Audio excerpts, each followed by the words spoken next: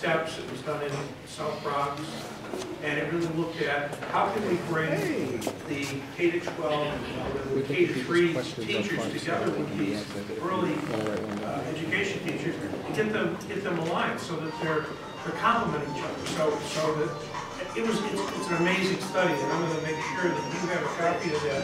Maybe tomorrow. Perfect. Electronically. Yeah. Elizabeth, are you a copy also? Yeah, the other day I was at my desk and I got a call from Lynn Clay. Is Lynn here? So I think she's involved with a project that I worked on in Yonkers for the past 5 years. It's sad. I mean, here I live in Mount Vernon. I'm working on a project in Yonkers, but they were ready. They were ready, so that's where we went. And the first year, they increased the dollars of scholarships awarded to seniors graduating from Yonkers high schools from $21 million the year before. The year that we implemented this project, it went up to $50 million. It was a very inexpensive project from a dollar perspective, very complicated project from an organizational perspective. So I'm just standing here saying, I'm happy to bring the keys to the kingdom of Mount Vernon, but I'm going to need some help from the people in power. And I think the only other thing I wanted to mention is this book. How many of you that have heard of it or read it? Who Stole the Public Schools from the Public? Anybody heard of it? Everybody heard of it? Has everybody read it? Because it's really about civic engagement. I mean, there's the cousin of the author of this book right here, walking pitching his cousin's book. Claudia Edwards grew up in Mount Vernon, got her doctorate at Fordham. This is really her doctoral dissertation turned into a book. It's not a bestseller, but it really talks about civic engagement, and it really addresses why is it that when we have a school board election or a school budget election, only 6 to 8% of the registered voters come out to cast their vote. Why is that? That's I want to just point out that Council President John Edwards is with us this evening. Just want to say thank you for joining us. And we're on our last panelist, but certainly not least, Mr. Seymour Fleetwood. Good evening. I'm from New York City. I'm the president of the Center for Education. I can't quite understand 10% of youngsters reading the curriculum. And I really should be able to understand it, because when I was in District 4 in Manhattan, the youngsters were reading at 15%. And they were the worst of 32 districts. The only strength they had was consistency. They were consistently the worst of the 30. They seldom moved from 32 to 31. That was their strength. And it was a good place to be, because there was no place to go but up. And I think Mount Vernon is a good example. And I'm really here to let you know, you can change that. We took this district, it was the poorest community in the United States. Now, it took the CUNY Graduate School 18 months to come up with that conclusion. I always said I could ask any sixth grader in East Harlem, tell me about East Harlem, and most probably say it's one of the poorest communities in the United States. And in a period of 7 years, they moved from being 32nd to 15th in the city, surpassing a number of middle-class communities. Originally, we used to have 10 or 12 kids get into specialized high schools. By 81, we had 250 youngsters. And it brought to mind that when you're planning a change, 1929, Mercedes-Benz sold 5,000 cars. And they called in consultants and they said, how many will we sell 50 years from now? And the figure was 50,000. And the consultants were able to answer all the questions about production. But there was one problem they could not solve. They said they did not know how Mercedes-Benz would be able to train 50,000 chauffeurs a year. So change has to be related to new conditions. And I'd just like to give you a few ideas what our biases were in East Harlem that turned these schools around. And basically what we learned from that experience. Well, we learned that there's no one best school. If there was one best school, then everyone would follow that procedure. So I just want to close with another true story. Not told by Minister, but we lived it. New York City was a school, high school, you see it on East River Drive, it was Benjamin Franklin High School. Benjamin Franklin High School were the state champions in basketball. And 7% of the youngsters who entered that school graduated. I've said that 1,000 times, and I still can't believe it. I've often said if I went to the Bowery, picked up a staff, put a little up, it would get 9%. So 7%. Attendance 44%, only taken in the morning. The chance to close that school, gave it to us, because it was a centralized school. We started the Manhattan Center for Science event. We took in 137 youngsters, because we held interviews at Hunter College. Because the only thing we knew is that these kids, if they worked hard, were going to go to college. If 152 showed up, we would have accepted 152.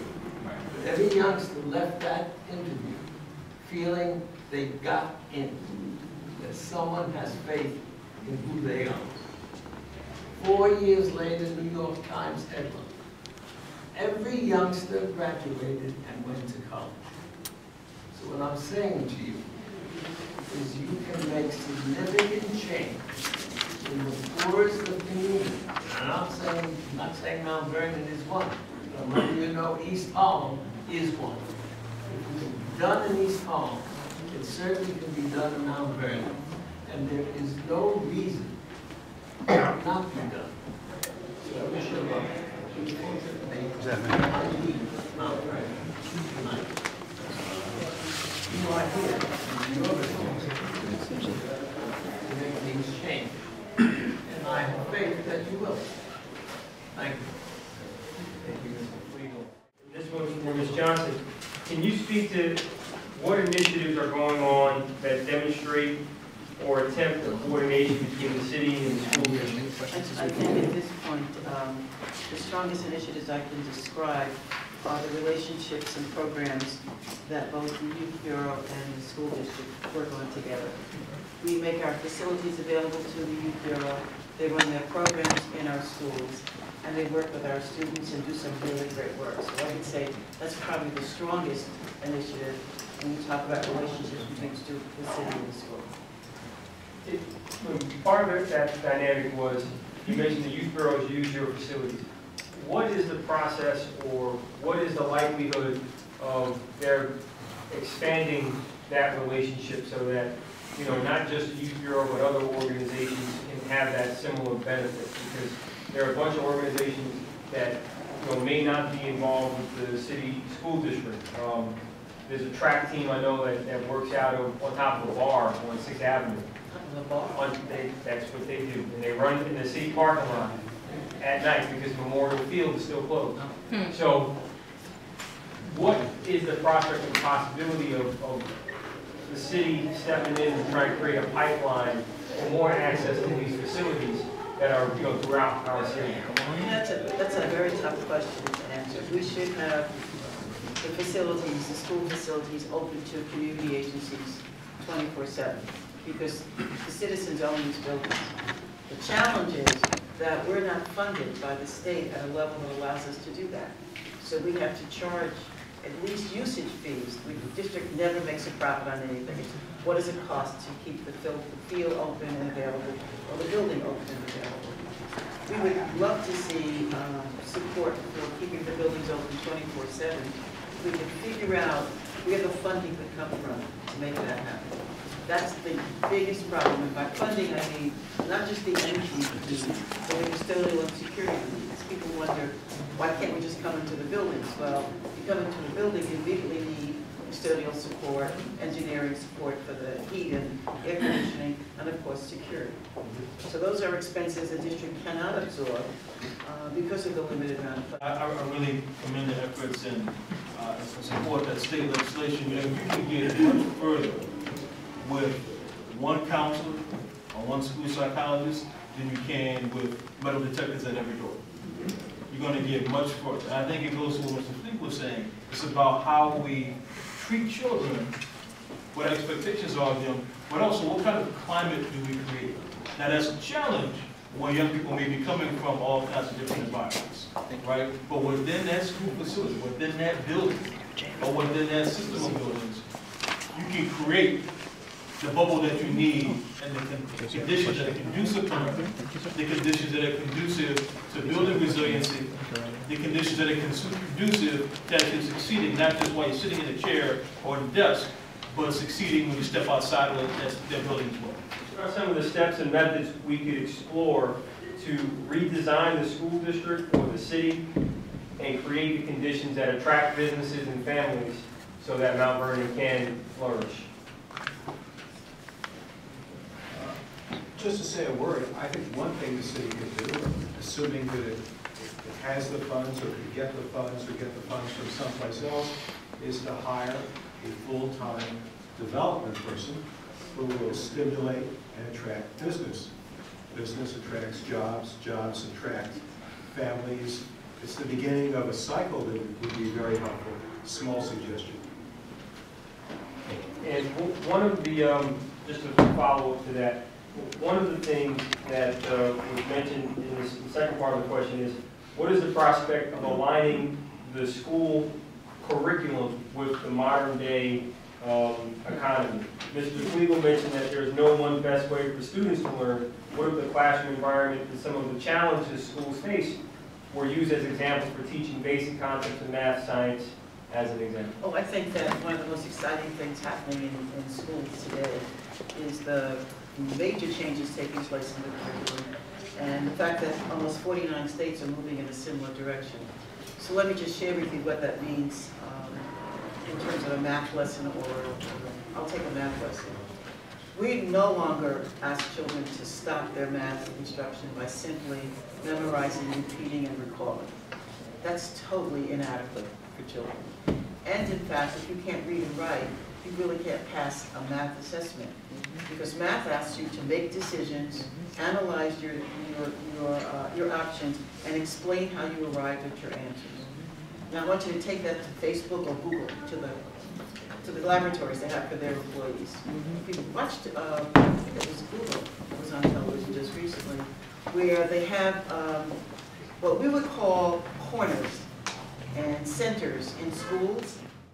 Encouraged to do is to think, create, trial and error, and produce a product. Well, we start that in kindergarten, at a kindergarten appropriate level, so that when they read, they have to analyze what they've read and explain the story. And I had this great experience just last week in reading a Dr. Seuss book with 8-year-olds. It wasn't just about reading the book. Every time we arrived at a new page, I asked them to first tell me what they saw on that page, and then predict what was going to happen on the next page, because that's prediction. So when I attended school, you couldn't even turn the next page until the teacher told you to turn to the next page, which meant I was always in trouble because I wanted to know the end of the story. For these children, we asked them to create the ends of the story. So what we're doing is teaching them teamwork, because they work in small groups. We're teaching them to analyze. We're teaching them to use the knowledge they're gaining and to apply it to new settings. It's very exciting to be in a classroom, particularly if you're over the age of 50, because it is so different. You can finally walk into a classroom and say, that's not the way I attended school. And it shouldn't. If it looks like the classroom you attended, there's something very wrong. So we know what the skills are that are being asked of our employees, and we know they're not hard and fast. They change rapidly. And so the classrooms, whether it's a social studies lesson, which could include U.S. history, whether it's a math lesson or a science lesson, we're asking kids to read, to analyze, to apply, and to create. And so you'll see science fairs, you'll see technology fairs, you will see plays. Plays are very important in schools. Just give children the opportunity to create. and to act out. So that's the relationship between school and the world of work. And as the world of work changes rapidly, we have to ensure the skills that we're imparting are moving along at the same rapid pace. I hope that helps a bit. I do invite you to visit the schools because it is really exciting to see what goes on in these classrooms. Well, Louis Sutton was a bank robber. And they asked him, why do you rob banks? And he says, that's where the money is.